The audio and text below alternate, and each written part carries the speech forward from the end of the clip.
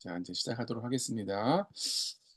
저는 이제 오늘 여러분들하고 애착이 얼마나 중요한지, 그리고 애착을 형성하는 과정 중에 그 오감놀이라고 하는 아이의 오감 발달에 대해서 부모님들이 아마 이 시기에 관심이 많으실 텐데, 이런 것들이 어떻게 진행되는지에 대한 구체적인 방법은 이제 다음 차시부터 여러분들이 저희 시흥시 놀이활동가분들하고 진행을 하시고요. 저는 그 음, 원리, 어떻게 진행되는지에 대한 근본적인 원리에 대해서 좀 간단히 설명을 드릴게요. 이걸 이해하셔야 여러분들이 집안에서 자녀들하고 시간을 보내실 때 떻게 진행하실지에 대한 응용을 하실 수 있으실 거예요. 단순한 방법론만 알면 그 방법론을 찾느라고 바쁘실 텐데 그 원리를 이해하시면 여러분들이 충분히 집에서 다양하게 우리 아이들하고 시간을 보낼 수 있을 거라고 생각합니다. 제 소개를 좀 간단히 드리면 저는 상담을 전공했어요. 미국에서 공부를 하고 반갑습니다. 우리 신웅가요 아기 이름이 네, 한국에서 한 10년 정도 상담 일을 했고요. 그다음에 저는 여러분들처럼 아이를 키우고 싶어서 육아휴직을 하고 한 7년 정도 주 양육자로 아이를 키웠어요. 갓난쟁이부터 초등학교 입학할 때까지.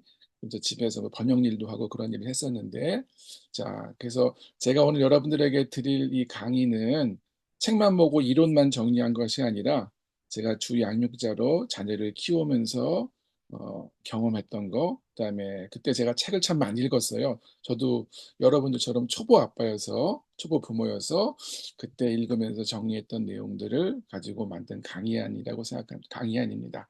자, 오른쪽에 보시면 저는 딸이 한 명이 있어요. 네, 올해 이제 대학을 갔는데, 저는 결혼 9년 만에 아이가 태어났습니다. 그래서, 아이를 참 재미있게, 힘들지만 재미있게 보람되게 아이를 키웠던 경험이 있습니다. 자, 이제 구체적으로 강의에 들어가면 여러분들 그 보통 사람을 나무에 비유하죠. 그렇죠? 네. 이 나무가 성장을 하려면 먼저 땅에다가 아무리 큰 나무도 결국은 이 작은 씨앗에서부터 자랍니다. 나무에 꽃이 핀다는 거는 그 씨앗을 맺는다는 뜻이거든요.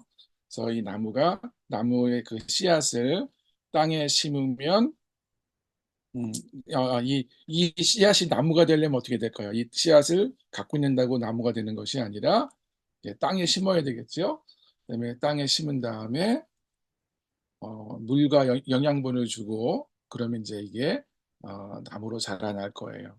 자, 근데 이게 뇌가 발달하는 세 가지 조건하고 동일합니다. 자, 이게 반응이 있으면 좋은데 아무런 반응이 없으니까. 네, 네, 누가 들어오셨네. 네, 가능하시면 마이크 좀 켜서 이야기 좀 해주세요. 네, 혼자 원맨쇼를 하려니까 참 이게 쉽지가 않네요. 자,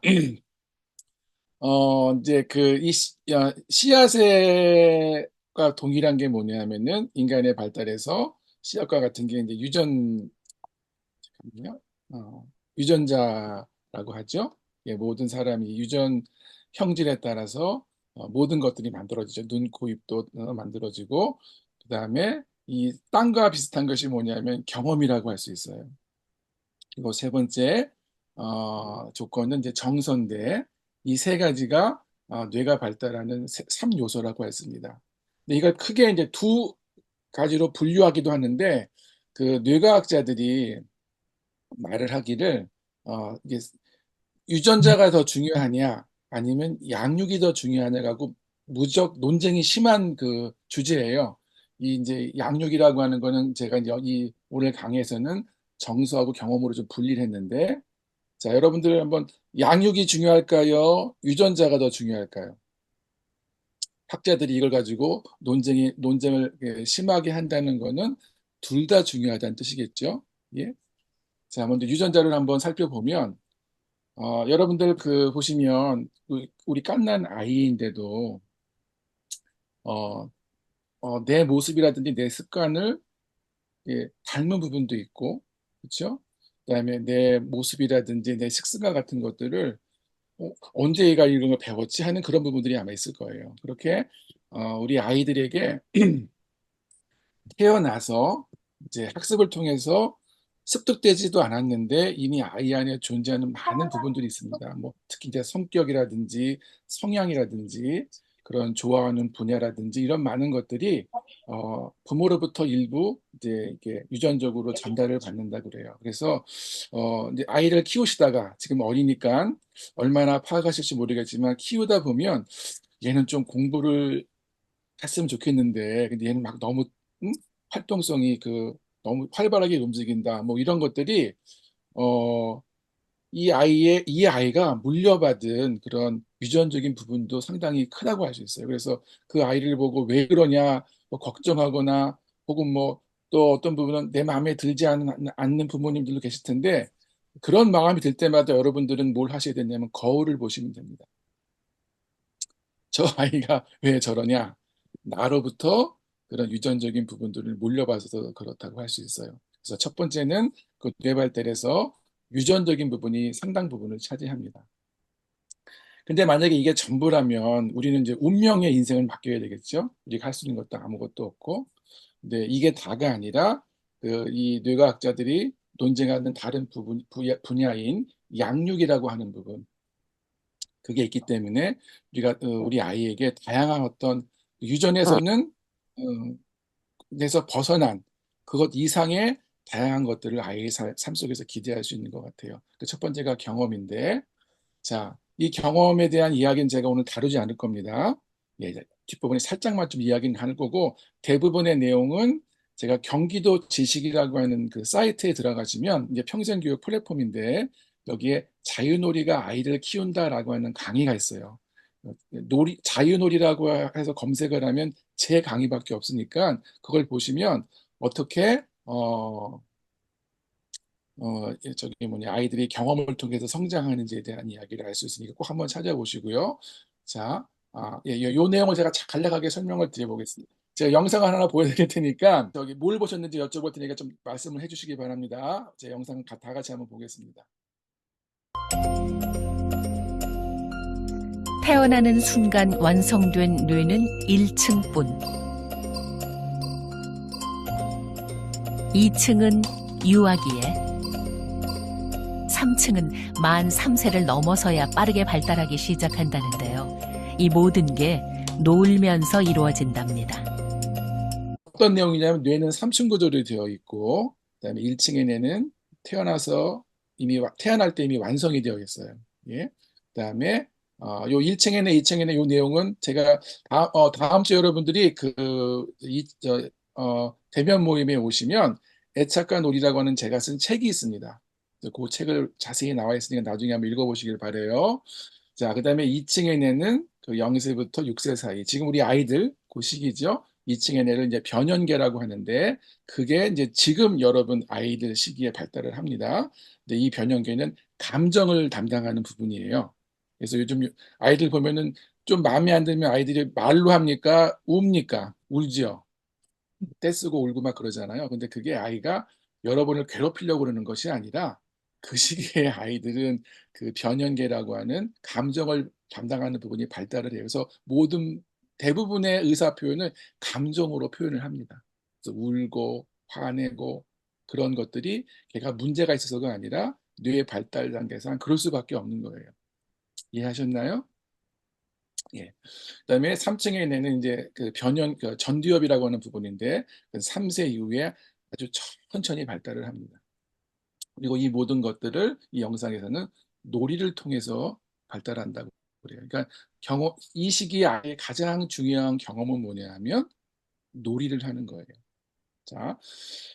자, 제가 이제 다른 자료를 하나 더 보여드릴 텐데, 보이시죠? 자, 이거는 이제 많은 아이들이 좋아하는 애니메이션 그 캐릭터인데, 보시면 이 주먹왕 랄프라고 하는 애니메이션이에요. 이제 여기서 이제 주인공이 저 위쪽에 있는 랄프인데, 그 랄프는 주먹왕이기 때문에 주먹이 상당히 크죠? 이게 이제 주먹을 기준으로 해서 밑에 캐릭터하고 비교하면 이제 밑에 있는 캐릭터는 이제 평범한 손을 가지고 있죠. 자, 이제 이 손도 이게 다 이제 유전적으로 이제 부모로부터 받은 이제 유전 형질에 의해서 이런 특성이 만들어졌을 텐데 이 모든 것, 이 손도 눈도 코도 이 모든 것들이 인간의 뇌와 연결이 돼서 작동을 하잖아요. 그래서 아마 이 손도 이제 이 아이의 랄프의 뇌와 연결이 되어 있을 거예요. 근데 학자들이 연구를 하다 보니까 이 둘 사이에 어떤 관계가 있는 것을 발견했어요. 자, 요 내용 우리 한번 읽어주시겠어요? 두 아이는 잡기 동작을 조절하는 뉴런 연결망을 만들 때 팔과 손의 모양에 따라 만듭니다. 즉, 뇌 줄기에서 뻗어나왔지만 연결망의 모습은 아이 몸이 가진 특성에 가장 알맞게 형성됩니다. 그리고 그 토대 위에 그 이후에 연결망이 구축됩니다. 즉, 뉴런 연결망의 모습은 뇌가 아니라 몸이 결정합니다. 주무관님 결혼하셨나요? 손으로 표시해 보시겠어요? 아직 안 하셨어요. 네. 예습하시는 마음으로. 자, 이런 연결망의 모습은 뇌가 아니라 몸이 결정한다. 우리 부모님들이 뇌가 모든 것을 관장하고 여기가 이제 그 컴퓨터의 어떤 그 CPU에 해당되니까 이게 인간의 모든 것들을 결정할 것 같지만 그러나 뇌의 모습은 뇌가 결정하는 것이 아니라 몸이 결정한다고 해요. 특이하죠? 예? 우리가 알고 있는 어떤 상식하고는 정반대의 내용인데 이게 뭘 의미하는지 제가 연수 문제를 가져왔으니까 같이 한번 풀어보겠습니다. 자, 뇌의 모습을 결정하는 것이 몸이라면 뇌 발달을 위해서 양육자가 관심을 가져야 할 게 뇌일까요? 몸일까요? 주무관님 마이크 키세요.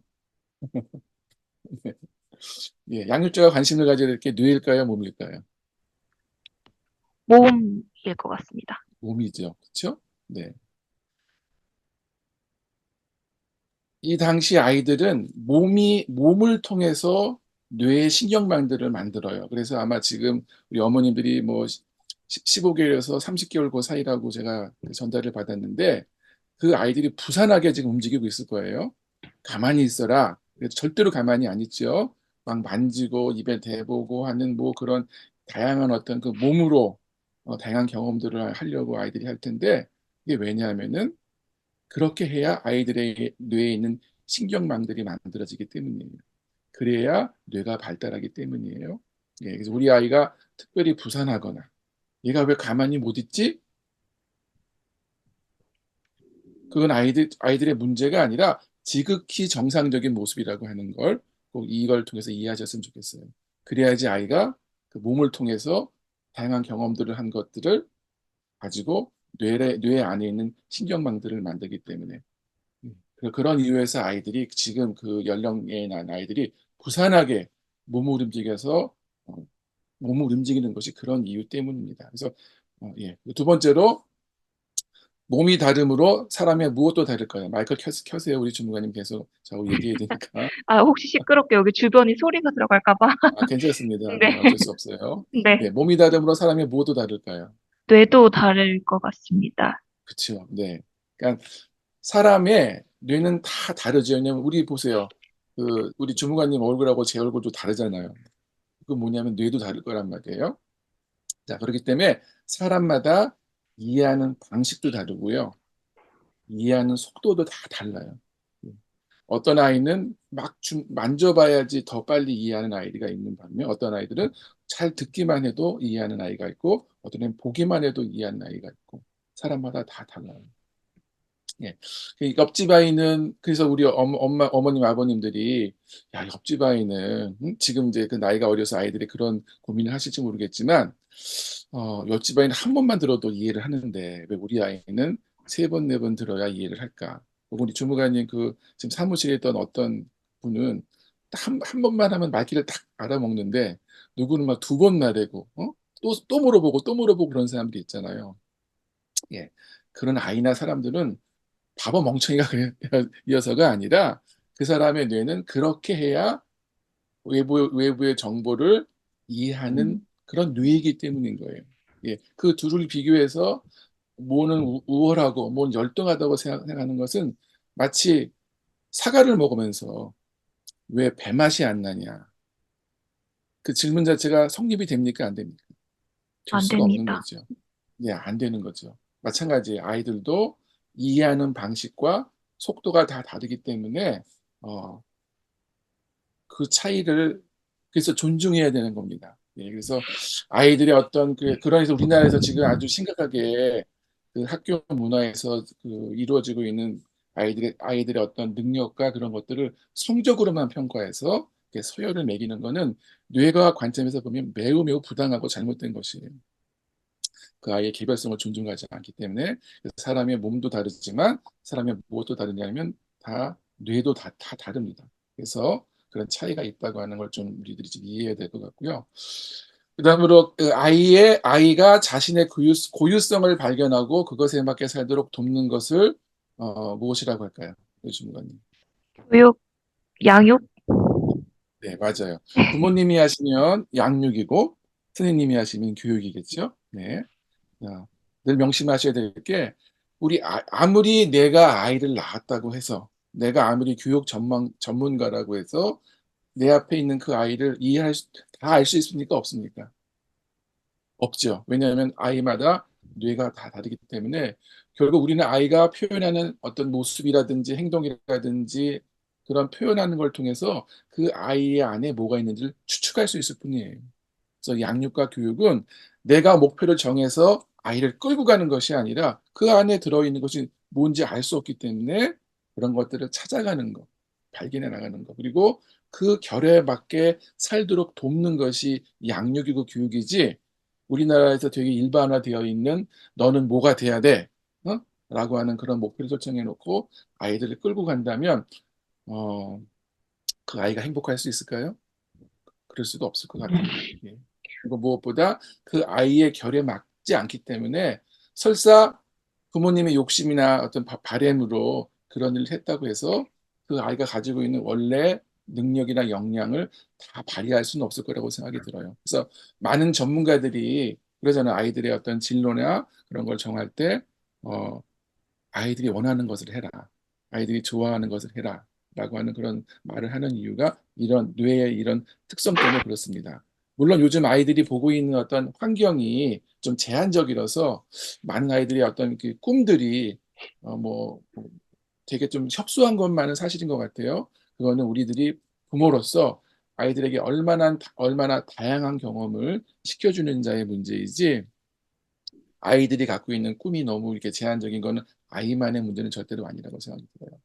자, 이게 양육이고 교육이라고 하는 거. 그리고 그래서 내 아이에 맞는 양육과 교육을 이라고 하는 건 저는 알 수 없는 정답이라고 생각이 들어요. 분명 아이는 어떤 모습으로 태어났겠죠. 우리가 모르는 정답은 있죠. 그렇지만 알 수 없기 때문에 양육과 교육은 그걸 찾아가는 과정이라고 생각을 합니다. 동의하시나요? 네. 네.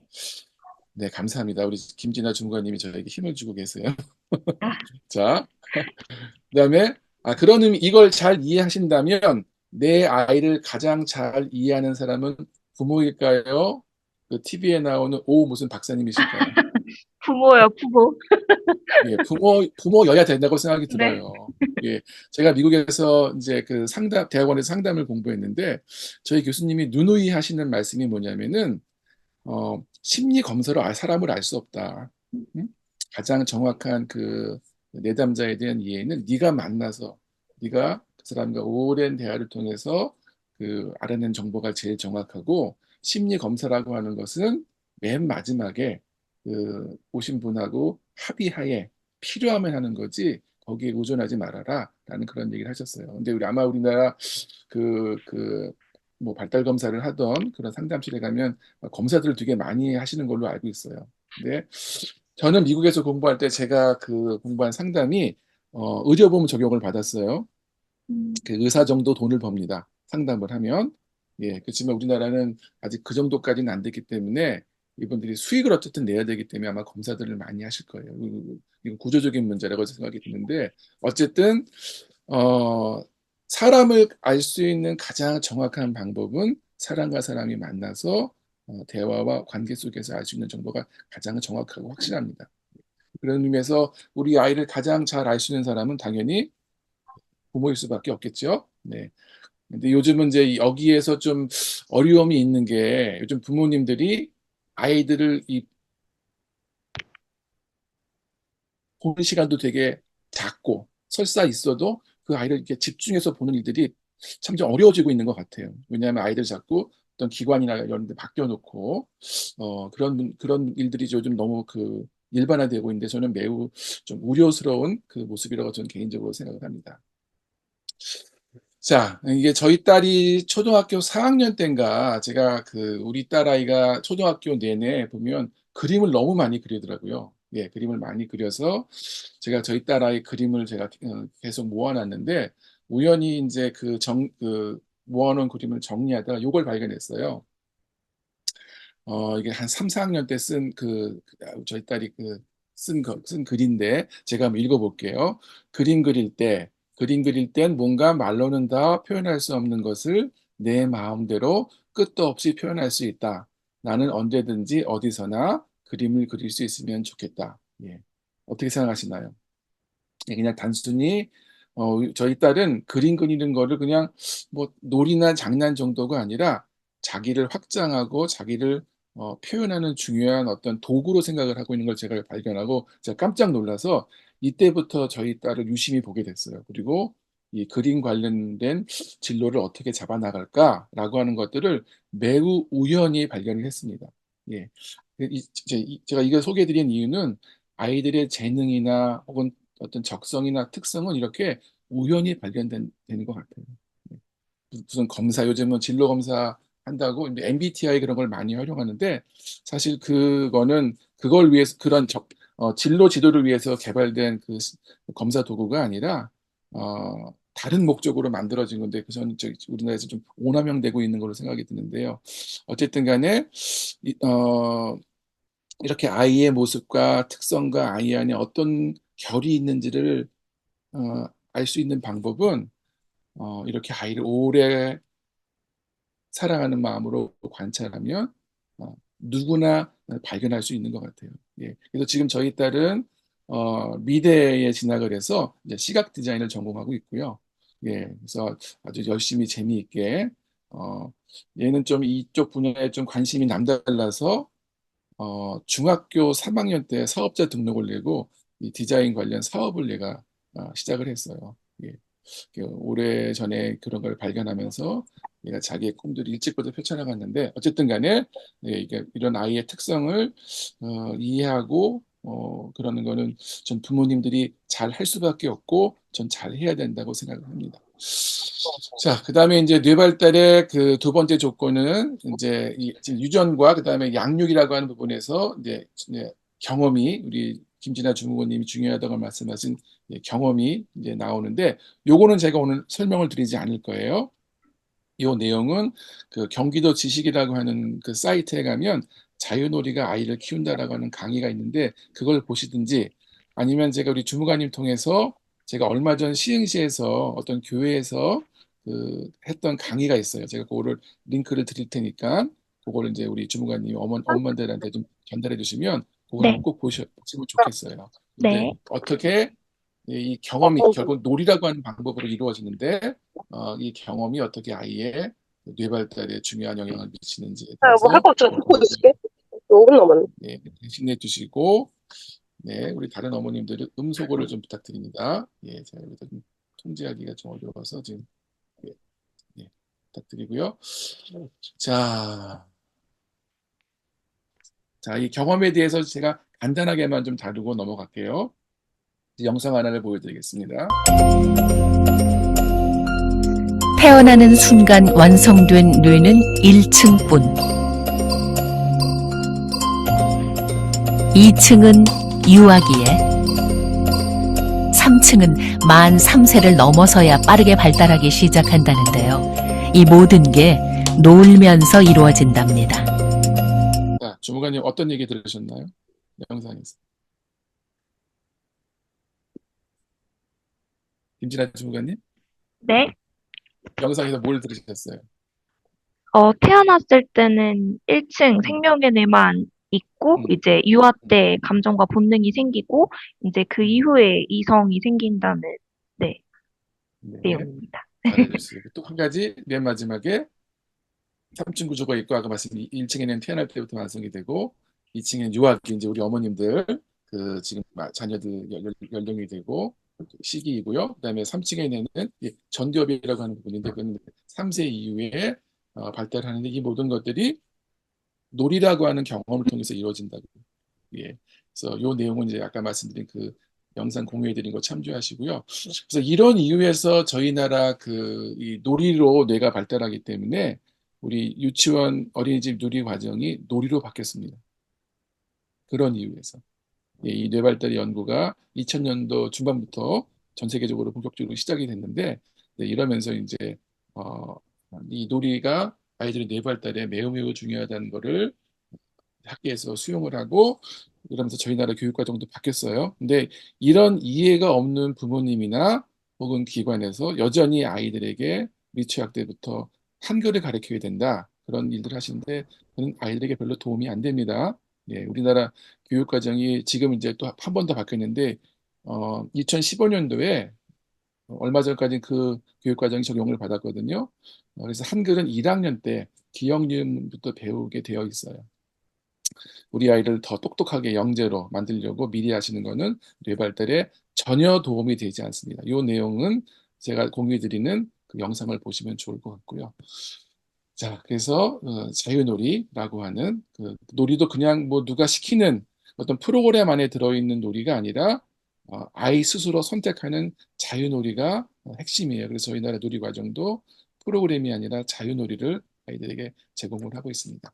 자, 이제 마지막으로 이제 오늘 우리들이 본격적으로 다뤄야 될 그 애착에 대한 이야기를 해보도록 하겠습니다. 네 번째, 이제 세 번째 조건인데, 자, 2층의 뇌, 아까 이제 1층의 뇌는 태어날 때 이미 완성이 돼서 태어나고요. 2층의 뇌는 변연계라고 하는데 여기는 인간의 감정이 만들어지는 곳이에요. 인간이 감정을 느끼고 감정을 만들어주는 곳인데 이게 이제 언제 발달하냐면 0세부터 6세, 지금 여러분들 자녀들 나이에 해당이 될 것입니다. 그래서 이 감정이 이 시기에 만들어지기 때문에 이제 정서 발달이 중요하다, 그런 얘기를 많이 아마 들으실 거예요. 육아 서적을 읽으시든지 아니면 관련된 교육을 가시든지. 그래서 이때 감정과 정서 발달이 이루어지기 때문에 이때 강조되는 것이 애착이에요. 애착이라고 하는 것이 뭐냐면은 생후 1년 사이에 아이와 양육자 사이에 생기는 정서적인 유대감이 애착이거든요. 이게 왜 애착이 중요하냐면은 애착이 여러 뭐 부모 양육 기술 중에 한 개가 아니라 뇌 발달 단계가 이 시기에 정서가 발달되는 그런 시기이기 때문에 애착이 중요한 겁니다. 이건 뭐 선택하거나 그런 문제가 아니라 반드시 지금은 이제 이게 기본으로 자리를 잡았어요. 이 시기에 강조되는 어떤 육아 방법론으로. 자, 근데 이 애착이라고 하는 것을 부모들이 보통 이제 3세 요 무렵에만 중요하다고 생각하시는데 절대로 아니고요. 어, 그, 청소년기 때 한번 매우 중요한 하게 됩니다. 저기 뭐냐, 그 3세 그 무렵만큼이나 중요한 게 청소년기 때 중요하고 또 평생 이 애착이라고 하는 것은 이제 부모와 자녀 사이에 유지되어야 할 중요한 끈이라고 할 수 있어요. 어떤 뇌 발달 전반적인 단계도 제가 여기서 시간이 뭐 한 시간밖에 오늘 강의 시간이 안 돼서 이 내용을 여기서 안 다루고 공유해드린 영상에 보시면 왜 청소년기 때도 애착이 중요한지에 대한 설명을 제가 거기서 좀 드리겠습니다. 자, 그래서 이 시기에 지금 이 감정이 발달되는 변형계가 만들어지는 이 시기에 너무너무 중요해서 어떤 학자는 이 변형계를 애착의 뇌라고 부르기도 해요. 애착이 얼마나 중요한지 아시겠죠? 자, 그리고 이제 3세 이후에 우리 부모님들이 관심 많으신 이 사람을 똑똑하게 만드는 전두엽이 3세부터 30살까지 인간의 뇌는 매우 천천히 발달하거든요. 전두엽은 거의 한 30년 동안 발달을 해요. 여러분이 아무리 빨리 아이들을 똑똑하게 만들고 싶어서 선행학습을 하고 뭐 온갖 것을 하더라도 뇌는 매우 매우 천천히 발달합니다. 그 단계에 맞게 적절하게 천천히 아이의 우리가 알지 못하는 아이의 그 상황에 맞게 이거를 우리가 맞춰 나가야지. 우리가 목표를 가지고 우리 목표의 아이를 끌고 나가면 이 뇌과학자들은 말하는 뇌가 망가진다고 해요. 네, 그러니까 이 뇌의 특성을 좀 이해하시고 지금 아마 이제 처음 아이를 키우시는 분들도 계실 텐데 급한 마음 먹지 마시고 우리 주변에 있는 어떤 그런 사람들의 일반화된 그런 이 생각에 너무 경도되지 마시고 제가 말씀드린 거는 이 주류 학계의 이론이거든요. 예. 웬만한 전문가들은 다 이런 얘기 하십니다. 어, 그래서 하여튼 천천히 우리 아이들과 좋은 유대 관계를 맺으면서 천천히 키우셔야지 헐레벌떡 키우면 아이도 힘들고 나도 힘든 일이 벌어지니까 꼭 유념하시길 바래요. 이제 관련된 책이나 자료들은 다 소개해 드릴 테니까. 자, 그래서 구체적으로 한번 애착을 제가 설명을 좀 드려볼게요. 많이들 아실 수도 있을 텐데 학자들이 애착을 연구하니까 크게 이제 애착 안에는 두 가지 요소가 있습니다. 애착 행동과 애착 반사라고 있는데 애착 행동은 뭐냐면은 아이가 부모로부터 사랑과 이 보살핌을 받고 싶어서 보이는 모든 정서적인 그런 행동들을 애착 행동이라고 해요. 그리고 그거에 대해서 보이는 양육자의 반응을 애착 반사라고 합니다. 우리 그 김진아 주무관님 물론 아이는 없으실 테지만 조카나 누구 이렇게 깐난쟁이 보신 적 있으시죠? 예. 네네. 그 아이 얼굴 이렇게 내려다 보면 아이가 어떻게 하나요? 내려다 봤을 때요? 내려다 봤을 때 쌩긋 웃는 경우들을 혹시 보셨나요? 아, 네네네. 네네. 아이가 빵긋 웃잖아요. 예? 네네네네. 빵긋 웃을 때 우리 김진아 주무관님은 어떻게 하시나요? 저도 빵긋 웃습니다. 그래서 막 그렇죠. 얘기도 예, 그렇죠. 해주고, 네. 그렇죠. 예. 바로 아이가 그 양육자를 만났을 때 보이는 빵긋 웃는 그 행동을 애착 행동이라고 그래요. 그리고 그 아이의 웃는 모습을 보고 우리 주무관님이 다시 같이 빵긋 웃는 거. 거기 애착을 반사하는 거예요. 이해하시겠죠? 예, 그런 거 되게 다양한 방법이 있습니다. 그게 6가지 방법이 있는데 제가 다음 주에 여러분들 아마 그 따오기에 오실 거예요. 대면 수업하실 텐데 요 애착과 놀이라고 하는 책을 제가 썼거든요. 여기에 어, 6가지 방법이 있으니까 뭐 나중에 전해드릴 테니까 한번 꼭 읽어보시기 바랍니다. 6가지 방법이 3가지 조건에 충족이 되면 이제 안정 예측이 된다고 해요. 3가지 조건이 뭐냐면 즉각성. 아이가 여러분들 아마 키우실 때 아이가 응애 울면 어떻게 하시나요? 바로 달려가서 왜 그래? 라고 살펴보시죠. 예, 즉각성. 그다음에 민감성. 이 민감성은 뭐냐면 아이가 보내는 그 메시지를 잘 이해하는 거예요. 예? 저도 이제 주 양육자로 아이를 키우다 보니까 아이가 이제 우는데 몇 달 이제 아이하고 같이 부대끼다 보니까 얘가 우는 그 울음소리도 구분이 되더라고요. 얘가 배고파서 우는지 아니면 응아를 해서 우는지 뭐 이런 것들을 이제 분별을 할 수 있더라고요. 예. 하여튼 이렇게 아이가 보내는 신호를 잘 이해하는 거. 예. 그걸 민감성이라고 하고 그다음에 일관성. 아침에 남편하고 말다툼을 하면 애기한테 잘해주시나요? 잘 못해주시나요? 예. 내가 어떤 감정이 있든지 간에 그럼에도 불구하고 아이를 사랑하는 마음의 일관성을 유지하는 거. 예, 그런 것들을 일관성이라고 해요. 쉬울까요? 어려울까요? 우리 김진아 중관님. 너무 어려운 수양하는 마음인 것 같습니다. 예. 그래서 부모 사실 밥 해주고 기저귀 갈아주는 건 어쩌면 쉬운 일일 수도 있어요. 그냥 하다 보면 익숙해지거든요. 근데 진짜 어려운 거는 이 마음을 다스리는 게 진짜 어려운 것 같아요. 그게 부모가 되는 진짜 훈련인 것 같아요. 공감하시죠? 네. 네. 그래서 그 일관성을 유지하는 그 태도를 우리가 익혀나가면서 부모는 성숙해집니다. 예. 그냥 무조건 희생만 하고 내가 소진되는 것이 아니라 여러분 세상 살다 보면 그게 일관되게 행동할 수 없는 수많은 일들이 있잖아요. 그걸 어떻게 우리가 연습할 수 있겠어요? 우리 그 주무관님 그 위에 있는 우리 그 김은혜 주무관님인가요? 그분이 막 속썩이면 뒷담화도 하고 하고 싶잖아요. 근데 이제 그런 것들은 내가 막 퇴사를 하거나 이렇게 해결되지만 우리 아이를 키우는 거에 퇴사할 수 있어요, 없어요? 없습니다. 없죠. 예? 예.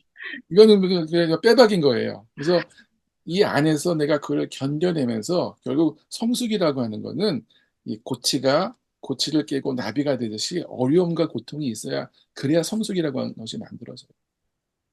그래서 아이를 키우면서 이렇게 힘든 일을 감내해내면서 우리 부모는 성숙이라고 하는 선물을 받는 것 같아요.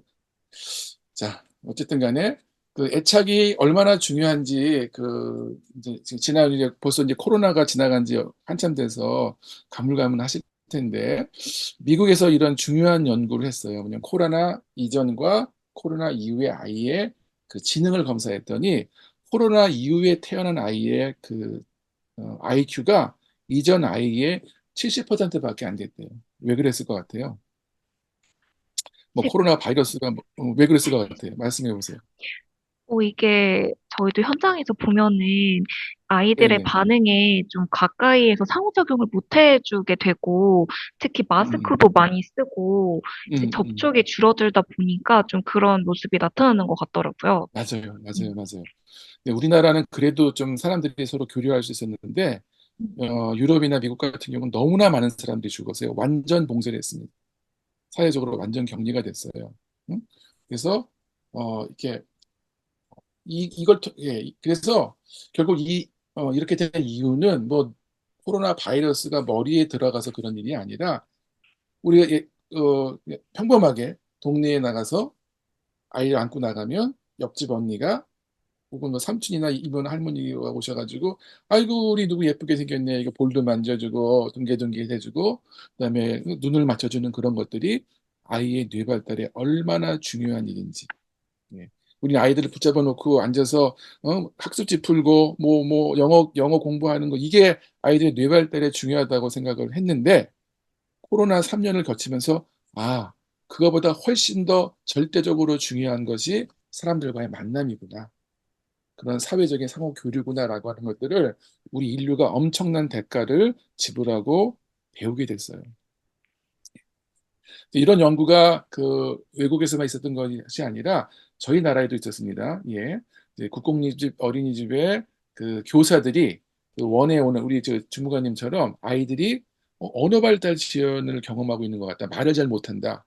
예, 지금 그런 얘기 좀 하시고 계시잖아요. 예, 이게 좀 전국적인 상황인 것 같은데, 어, 이 말이라고 하는 것 있잖아요. 어, 배우는 방법은 딱 한 가지밖에 없어요. 많이 해보는 거. 음, 예.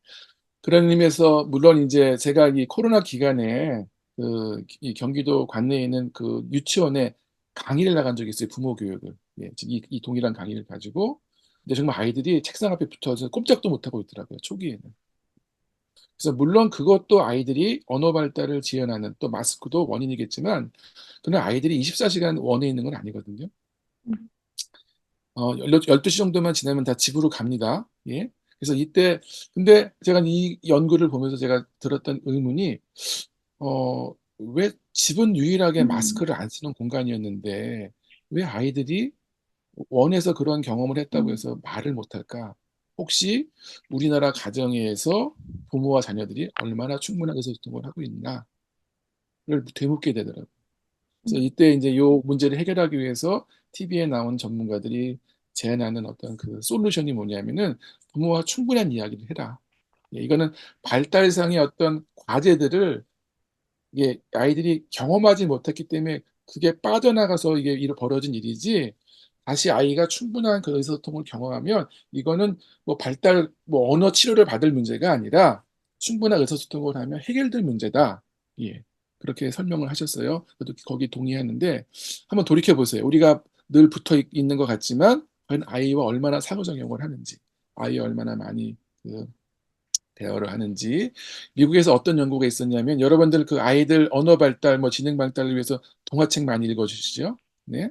근데 연구를 해보니까 식탁에서 가족이 충분한 대화를 하는 것이 식사 한 번 하는 것이 동화책 100권 읽는 것보다 더 많은 어휘를 아이들이 습득한다. 음, 음, 생각할 거리가 많죠. 예. 과연 우리가 아이들과 곁에 있지만 얼마나 상호작용을 하는지, 얼마나 가족들이 많이 대화를 하는지, 예? 이것도 우리가 코로나가 우리에게 전해준 중요한 교훈인 것 같습니다. 근데 어땠습니까?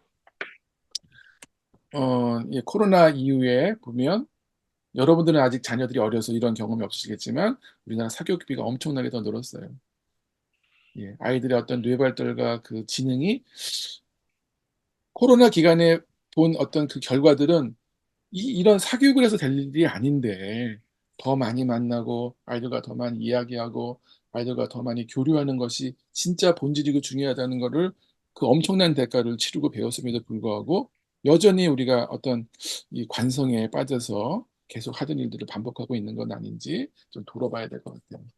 자, 그 다음으로 좀 넘어가면 이게 중요한 내용인데, 우리 아이가 보내는 이 어떤 그 애착 반사, 아이를 사랑하는 마음, 아이가 이게 생긋 웃으면 같이 웃으면서 또 기쁘고 아이가 사랑스럽잖아요. 근데 이 아이를 사랑해주는 마음은 부모이기 때문에 당연히 갖는 것이 아니라 애착 이론에서 뭐라고 설명하냐면요. 반드시 아이가 보내는 애착 행동을 봐야 내 마음에서 아이가 사랑하는 그런 아이가 사랑스러운 마음이 그때 발현이 된다고 해요. 여러분 그런 얘기 혹시 들으셨나요? 저희 아버님이 경상도 분이셨는데 그런 말이에요. 경상도 남자는 애 잘 못 본다. 애 별로 예뻐하지 않는다. 이 말이 맞는 말입니까? 틀린 말입니까? 이 애착 이론에 근거하면 틀린 말이에요. 예.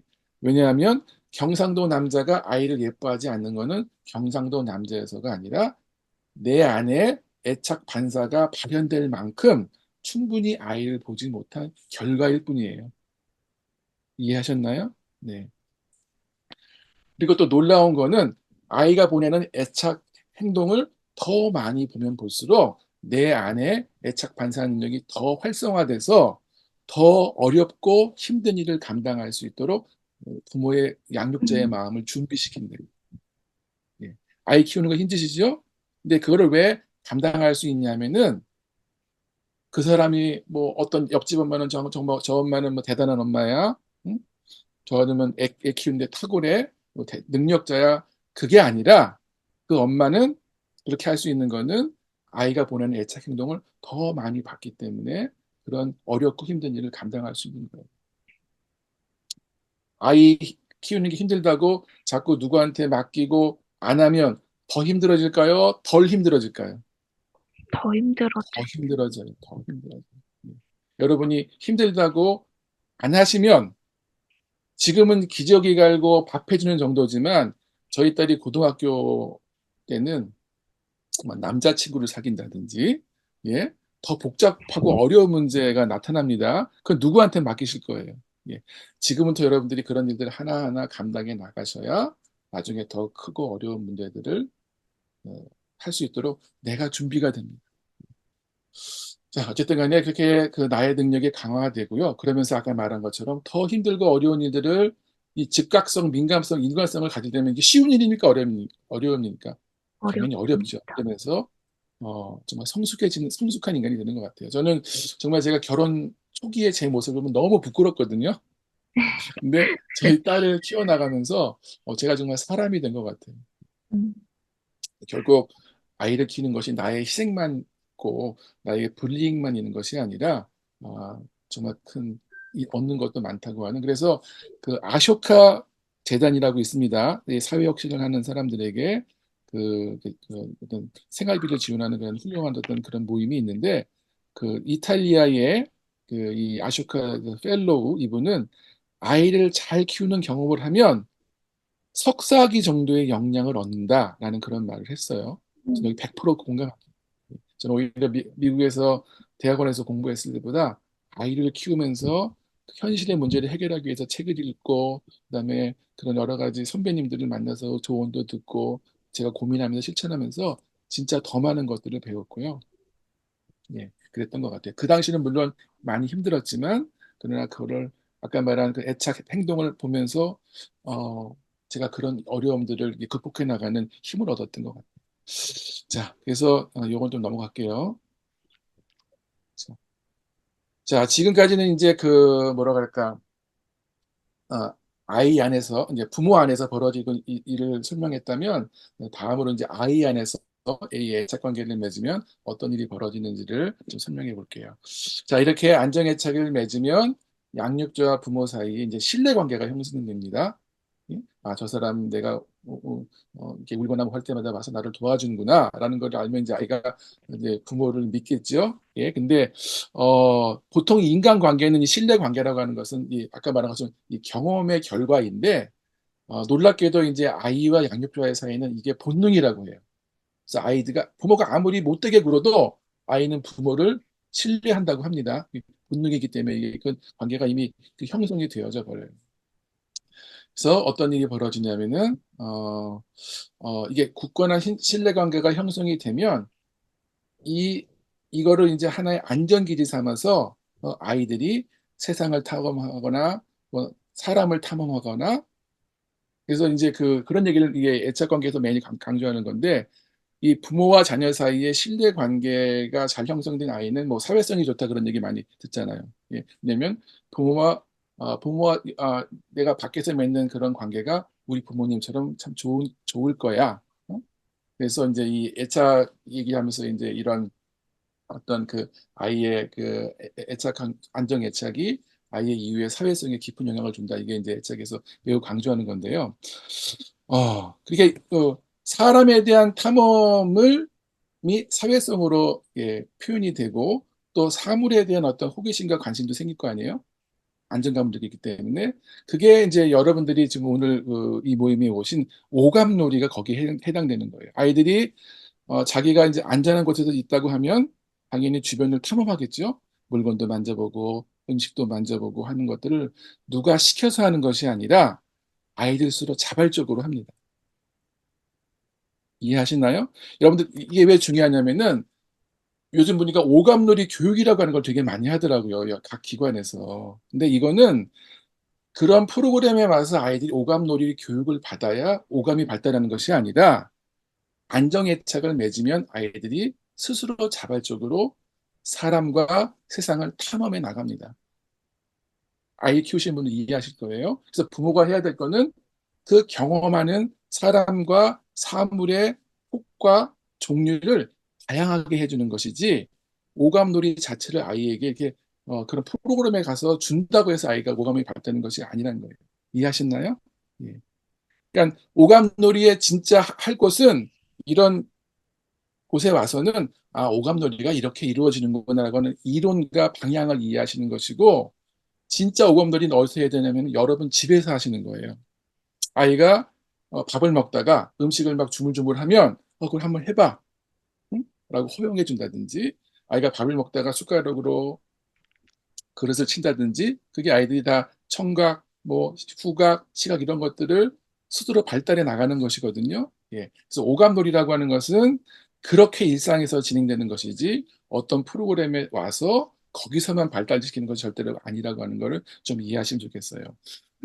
자, 그리고 이제 이런 것들이 아이들과 부모 사이에 잘 형성이 되면, 그 다음에 이제 아이가 부모를 신뢰의 대상에서 이제 권위의 대상으로까지 인정을 하게 됩니다. 그러면서 어떤 일이 벌어지냐면은 부모 지향성이라고 하는 걸 갖게 돼요. 그래서 부모가 가지고 있는 말투, 행동, 가치관 이런 것들을 그냥 무조건적으로 습득을 하게 됩니다. 마치 우리 청소년들이 아이돌을 이렇게 선망해서 그옷 입는 거, 말투 다 따라하잖아요. 그런 것처럼 이 애착이 잘 형성돼서 신뢰 관계가 잘 유지가 되고 그것이 이제 권위로까지 발달을 하면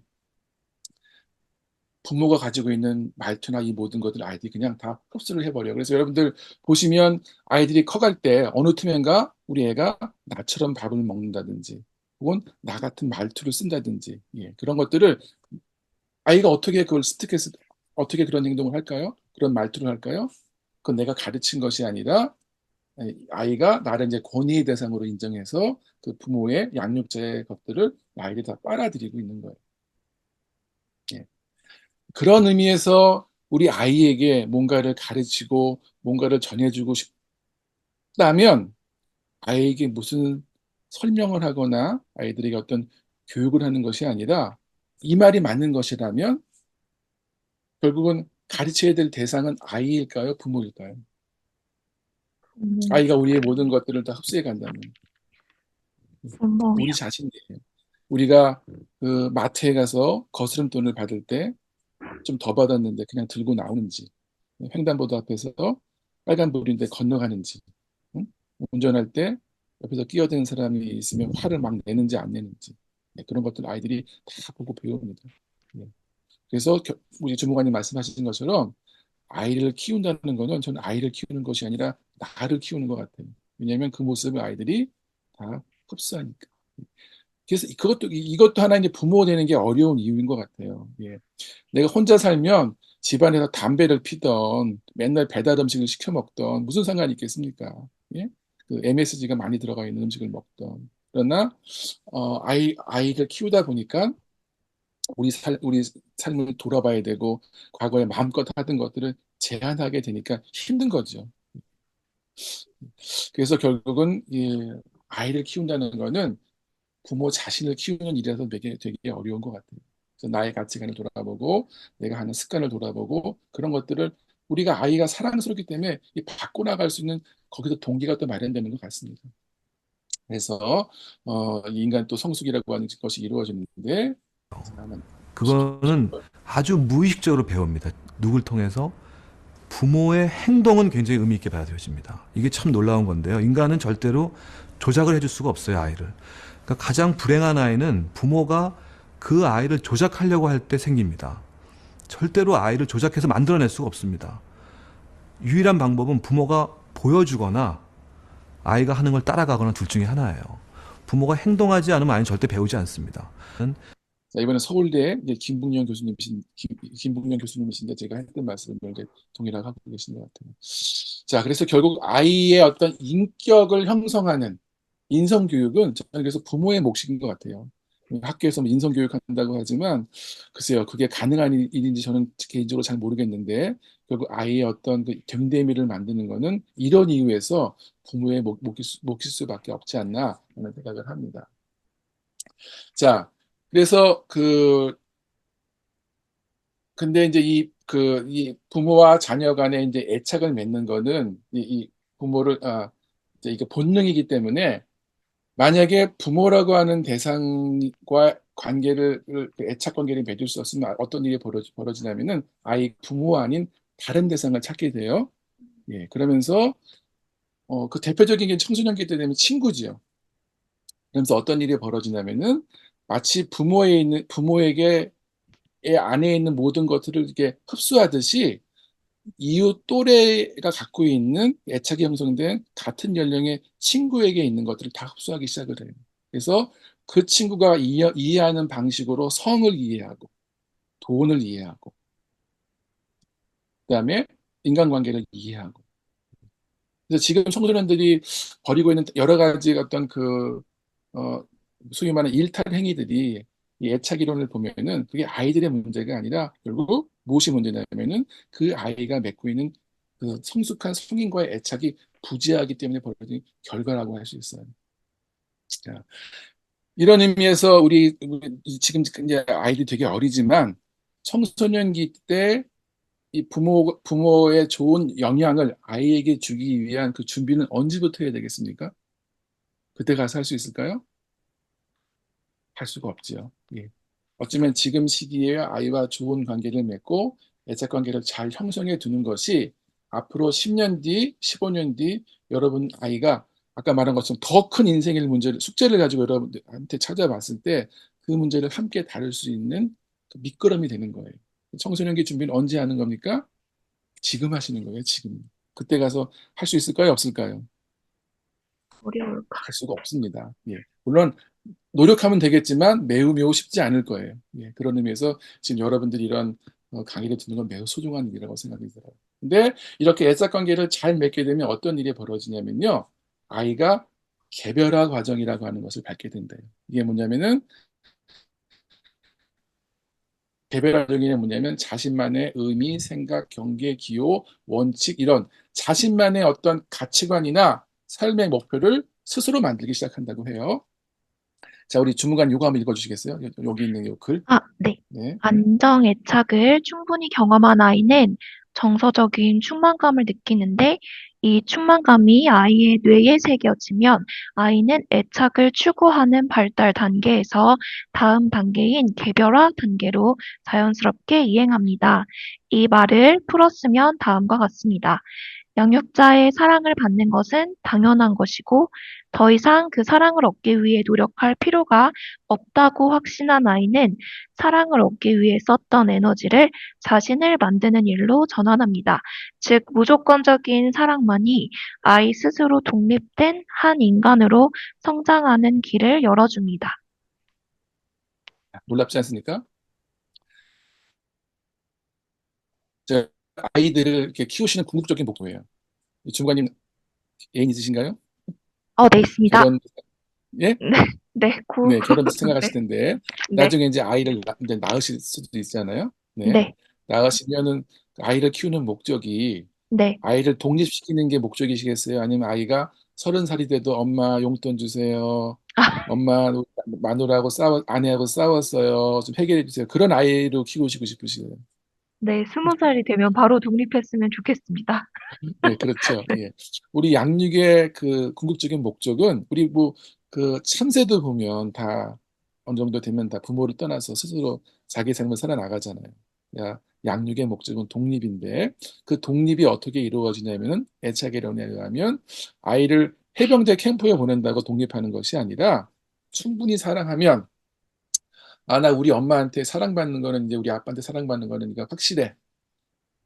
마치 우리 주무관님이 남자친구 만날 때 처음에 만났을 때는 나갈 때는 화장도 예쁘게 하고 예쁜 옷 입고 가잖아요. 근데 결혼이 확정되면 어떻습니까? 조금 덜 하고 나가잖아요. 예? 예. 왜냐면 내 거니까 이제. 예. 그러면서 이제 자기를 챙기잖아요. 예? 음, 만나는 사람을 위해서 내가 다 뭔가를 일종 희생을 하고 갔는데 이제는 이제 확실하니까 이제 나를 또 챙기기 시작하잖아요. 아이도 마찬가지예요. 부모에게 사랑받는 게 확실하다. 그러면 아이가 그다음부터는 자기를 챙깁니다. 내가 뭘 음, 좋아하지? 내가 뭘 하고 싶지? 이거는 인간의 본능이에요. 우리가 시킨다고 되는 것이 아니라. 그러니까 결국 아이를 독립시키려면 뭐 해야 되겠습니까? 아이와 사랑해줘요. 안전애착을 맺으면 그 결과로 아이가 이런 독립을 해 나가는 거예요. 그래서 이게 예. 그래서 사람은 두 번 태어나는 것 같아요. 한 번은 뭐냐면은 엄마 뱃속을 통해서 몸이 태어나고 그리고 애착이라고 하는 걸 통해서 마음과 정신이 다시 태어납니다. 그래서 이 첫 출산은 엄마만 경험할 수 있지만 이 두 번째 출산이라고 하는 그 애착은 누구나 아이의 양육에 참여하는 사람은 누구나 다 참여할 수 있어요. 그래서 이렇게 애착이 너무 중요하기 때문에 학자들은 이 애착을 심리적인 자궁이라고 표현을 해요. 이해가 되시죠? 네, 이것도 넘어갈게요. 자, 질문을 좀 이제 여러분들이 구체적인 여러분이 이제 그 고민들이 있으실 텐데, 제가 지금 시흥에서 이 애착 강의를 7년째 지금 시흥시 보건소에서 하고 있거든요. 네, 그래서 이제 받았던 질문들을 제가 좀 갖고 와 봤는데, 여러분들도 비슷한 고민이 있으실 거예요. 영유아기 좋은 놀잇감은 몇 개월부터, 놀잇감은 뭐고, 몇 개월에는 뭐가 중요한, 이런 질문들 되게 많이 하실 거예요. 답은 뭘까요? 이때는 애들마다 장난감이 다. 중요하지 않습니다. 음, 왜냐하면 이 시기에 중요한 거는 음, 정서 발달이기 때문에. 정서 발달을 장난감하고 할 수는 없죠. 물론 이제 저기 뭐냐 그 스누피에 나오는 저희 딸도 지금까지 그 어릴 때 수건을 갖고 있는데 그거 뭐 애착 뭐 물건이 있지 않냐? 근데 그 애착 물건 자체가 사람과의 관계를 대체할 수는 없어요. 예, 예. 그거는 사람과의 관계를 어, 예, 누가 저 채팅창 올려주셨네요. 예, 예. 눈 마주치고 정서적인 교류를 하는 방법은 다양합니다. 제가 드리는 책 한번 보세요. 사람과 하는 것이 중요하고요. 장난감은 중심이 절대로 아니에요. 예, 그래서 뭐 몇 개월에 뭐가 좋고 무슨 뭐 이 장난감을 하지 않으면 아이들이 뭐 뇌발달에 뭐 어려움이 있고 그런 광고들 많이 있을 거예요. 예, 그건 다 거짓말입니다. 절대 현혹되지 마시고 이 시기에 뇌가 이렇게 발달되기 때문에 장난감은 핵심이 아니에요. 사람과의 교류가 중요하고 꼭 필요하다면 뭐 물려받거나 육아종합지원센터에 가면 무료로 저기 장난감 대여해 주는 거 있습니다. 예, 그런 거 정도 활용하시면 되지 어떤 특정 장난감이 우리 아이에게 꼭 필요하다 이런 거는 없습니다. 예, 명심하시고요. 두 번째로 영유아기에 좋은 놀이는 무엇일까? 예, 이 시기에는 저는 그런 게 정해져 있지는 않은 것 같아요. 아이들마다 배우는 방식, 속도가 다 다르기 때문에 애착은 아이가 시작하는 거예요. 애착 행동을 하면 그걸 보고 애착 반사를 하잖아요. 그래서 아이가 그 시기에 보면 뭐 음식을 이렇게 주물거리는 걸 좋아한다면 그걸 조금 더 허용한다든지 아니면 뭘 아이들이 뭐 짚고 일어선다든지 또 좀 아이가 크면 이제 걸음마를 시작하면 저나 저희 딸이나 주변에 보면 계단 오르기를 그렇게 좋아하더라고요. 예.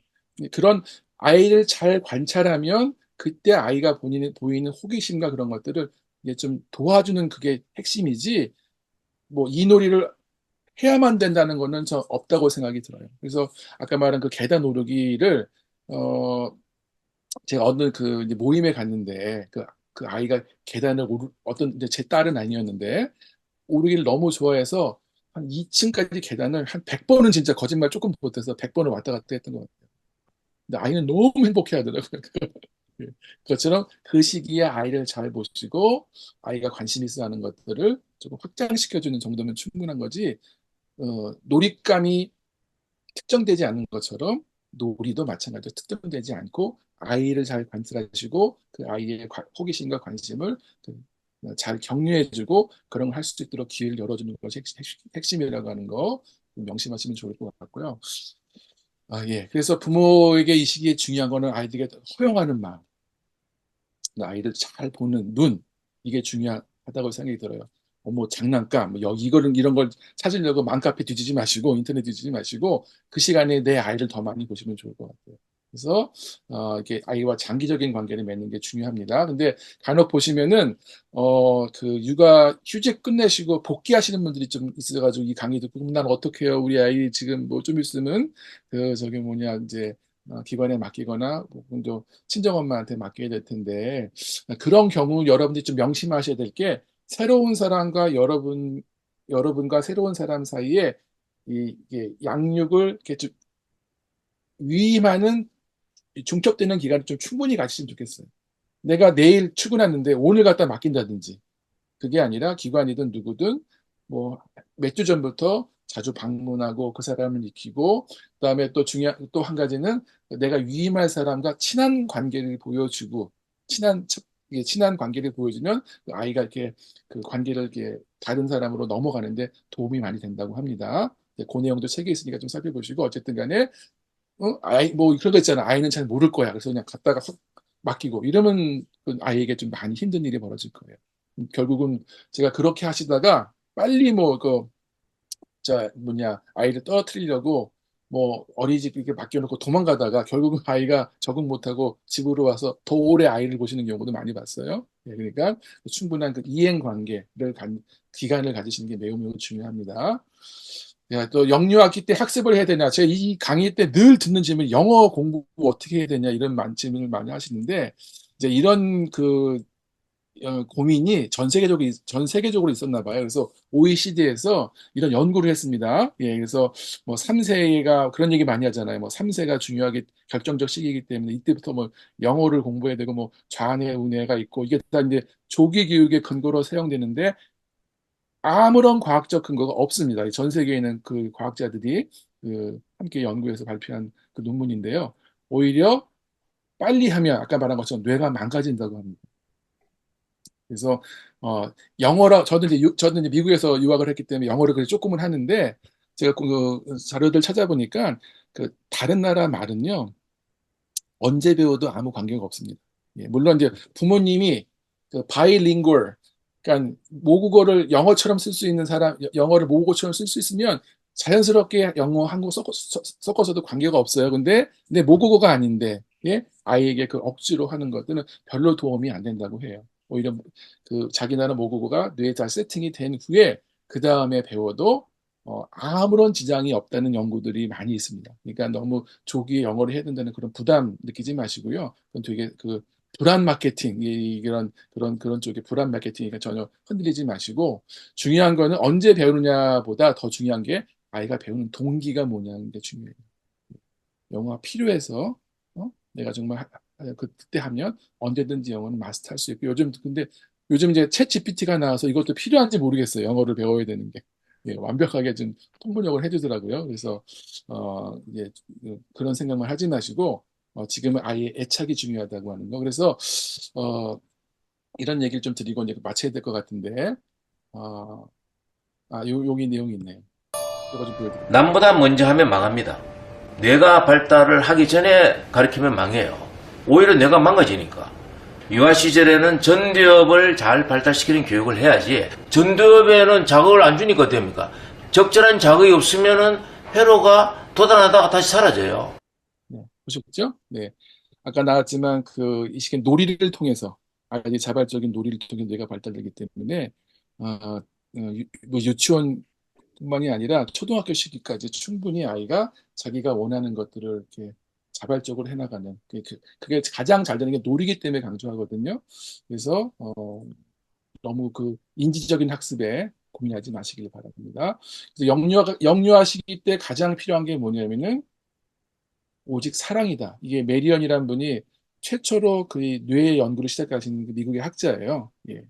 그분의 책에서 제가 이게 따온 글인데, 예. 애착. 아까 왜 애착이 정서, 그다음에 놀이라고 하는 건 경험이라고 하는데, 이 놀이와 애착이란 사랑이라고 하는 이 두 가지가 이 시기에 아이들에게 절대적으로 필요한 것이지, 여기 인지적인 학습이 있습니까? 없습니까? 없지요? 네. 또 명심하시길 바라고요. 뭐 좀 넘어갈게요. 이건 다른 데 있으니까. 자, 이제 진짜로 마무리 좀 지을게요. 뇌 발달, 오감 발달을 위해서 우리에게 필요한 거는 무엇일까요?